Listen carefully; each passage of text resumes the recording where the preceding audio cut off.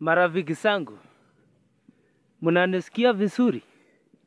Nimesema kwa sababu sikujulikana kwa mambo ya masomo.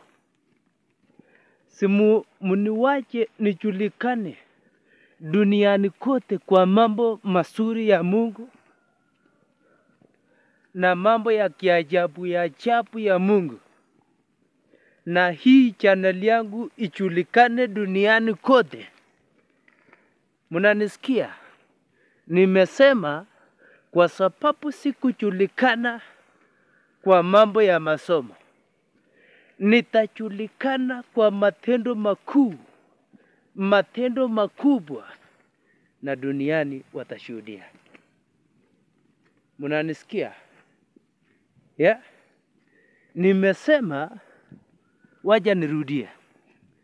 Kwa sababu sikujulikana kwa mambo ya masomo na mambo mengine, nitajulikana kwa mambo makuu ya neno la Mungu na ushindi na ushuhuda ya kiajabu ya hili neno. Mumenielewa? Asanteni sana. Nataka nijulikane duniani kote.